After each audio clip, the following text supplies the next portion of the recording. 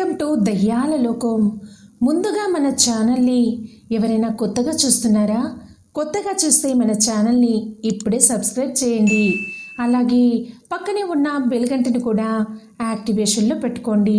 So friends, ఎప్పటిలాగే మీ దయ్యాల లోకం రియల్ హర్రర్ స్టోరీతో మీ ముందుకు వచ్చేసింది. మరి లేట్ చేయకుండా వెళ్ళిపోదాం పదండి మన దయ్యాల లోకంలోకి. నేను ఇంటర్ మొదటి సంవత్సరం చదువుతున్నాను. మార్నింగ్ 9కి కాలేజీకి వెళ్తే ఈవినింగ్ 8కి ఇంటికి వస్తాం.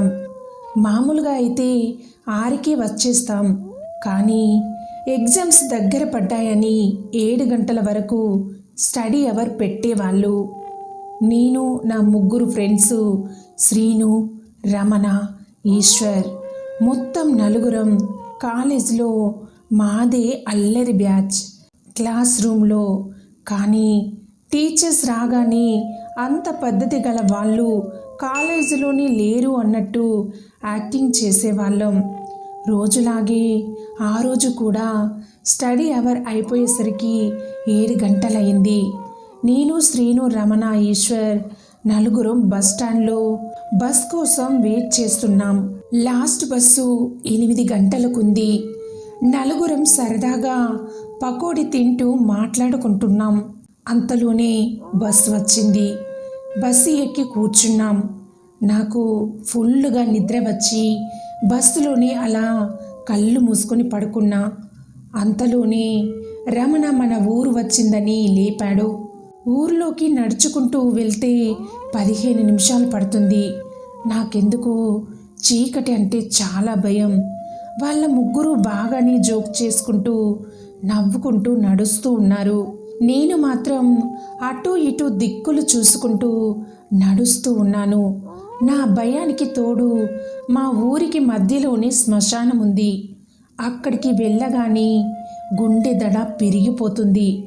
అలా భయంగా నడుస్తూ వెళ్తూ ఉన్నాం. ఇంతలో రమణ, ఈరోజు అమావాస్యనంటారా? అమావాస్య రోజు దయ్యాలు తిరుగుతాయంట అని శ్రీను ఈశ్వర్తో చెప్తూ ఉన్నాడు. అమావాస్య అనగానే నాకు ఒళ్ళంతా చెమటలు పట్టేశాయి. అదిగాక రమణ దయ్యాలు తిరుగుతాయి అంటున్నాడు. నాకు ఒక పక్క పాయింట్ తడిసిపోయేలా ఉంది. భయాన్నంతా కవర్ చేస్తూ ధైర్యంగా నడుస్తున్నాను వాళ్ళ ముందు. శ్మశానం దగ్గరయ్యే కొద్దీ గుండె దడ పెరుగుతుంది. వాళ్ళు మాత్రం బాగా కబుర్లు చెప్పుకుంటూ పకోడీ తింటూ నడుస్తూ ఉన్నారు. నా భయానికి తోడు అప్పుడే ఒక సంఘటన జరిగింది. మేము వెళ్తున్న రోడ్డు పక్కనే శ్మశానానికి ఎదురుగా బండి మీద ఎవరో కూర్చొని ఉన్నారు. అటువైపు తిరిగి ఉన్నారు వారు. దూరంగా ఉన్నాం కాబట్టి సరిగా కనిపించటం లేదు. ఇదేంటి, నా చాకు వచ్చినట్టు దాన్ని నేనే చూడాలా అనుకుంటున్నాను మనసులో. అమావాస్య రోజు దయ్యాలు తిరుగుతాయన్న మాట గుర్తు వచ్చి నా కాళ్ళు వణుకుతూ ఉన్నాయి. నించున్న చోటే ఆగిపోయాను. నా మిత్రులు, ఏమైందిరా, ఎందుకు అక్కడే నిలబడున్నావు? ఎందుకు అంతలా చెమటలు పడుతున్నాయి? కాళ్ళు కూడా వణుకుతున్నాయి, ఏంట్రా అని అడిగారు. నాకు నోట మాట రావడం లేదు. అటొక్కసారి చూడండిరా అంటూ సైగ చేశాను. వాళ్ళు అది గమనించకుండా ఏమైందిరా అని అడుగుతూ ఉన్నారు. ఎక్కడ లేని కోపంతో భయంతో దయ్యం రా అని గట్టిగా అరిచాను. అప్పుడు చూశారు అందరూ. దాన్ని చూసి జడుచుకున్నారు. భయంతో చెమటలు పడుతూ ఉన్నాయి. నాకు మాత్రం భయంతో పైన ప్రాణాలు పైనే పోతున్నట్టు ఉంది. నా శరీరం అంతా చల్లబడింది. గాలి మాత్రం బాగా వీస్తూ ఉంది. ఆ గాలి ఉధృతికి దాని వెంట్రుకలు పైకి లేస్తూ ఉన్నాయి. అప్పుడు అర్థమైంది అక్కడ ఉన్నది ఒక అమ్మాయి అని. నా మిత్రులు 3 నడుస్తూ నన్ను కూడా లాక్కొని వెళ్తూ ఉన్నారు.